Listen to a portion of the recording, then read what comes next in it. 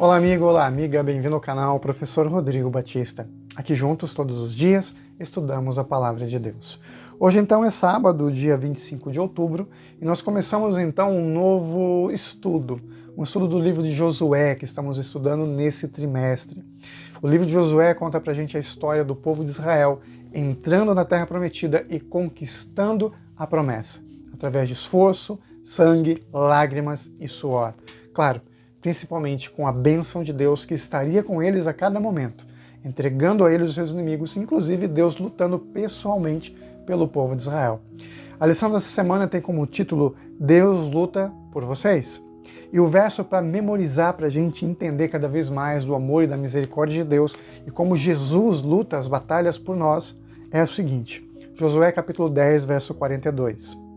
E de uma vez tomou Josué todos estes reis e as suas terras, porquanto o Senhor, Deus de Israel, pelejava por Israel.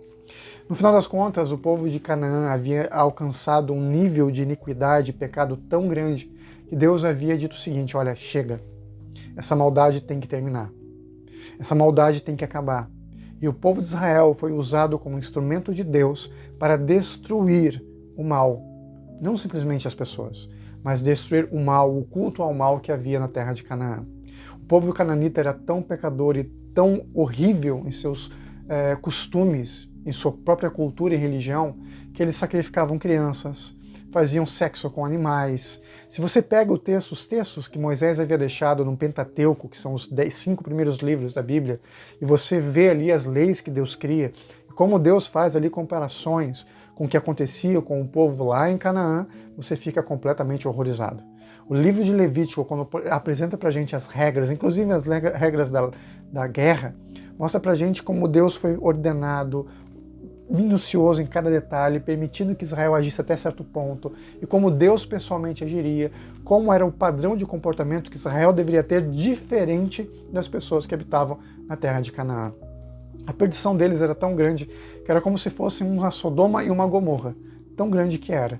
E agora era o tempo de Deus salvar aqueles que poderiam ser salvos.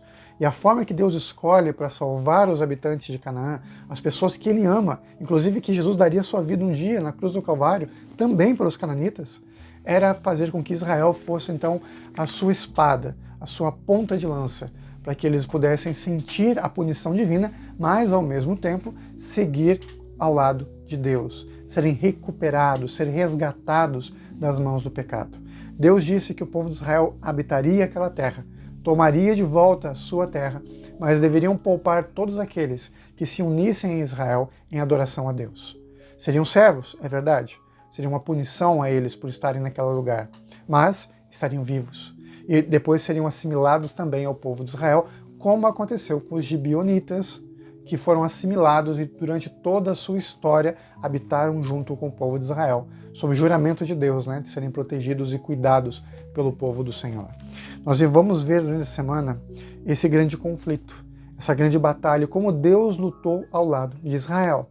Vamos nos aprofundar ainda mais aqui, só folheando a lição um pouquinho, a forma como Deus age, como Ele age com justiça, como Ele destrói os inimigos, mais batalhas, mais vezes que Deus se apresenta como grande príncipe da paz em meio à guerra e como a liberdade de escolha define de que lado nós vamos estar.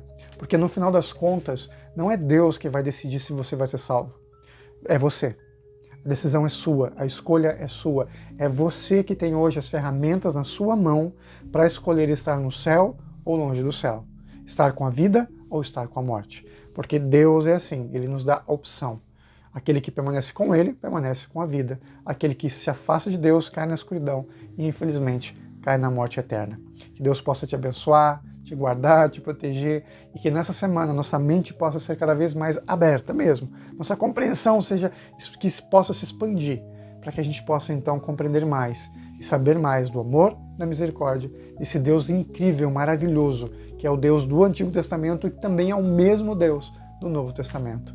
Tudo que acontece aqui no livro de Josué, não tem a menor dúvida, é o próprio Jesus habitando, agindo, salvando o seu povo. O mesmo Jesus que estava lá no Novo Testamento, que morreu na cruz, ressuscitou, que hoje está à destra de Deus Pai e que um dia voltará nas nuvens do céu.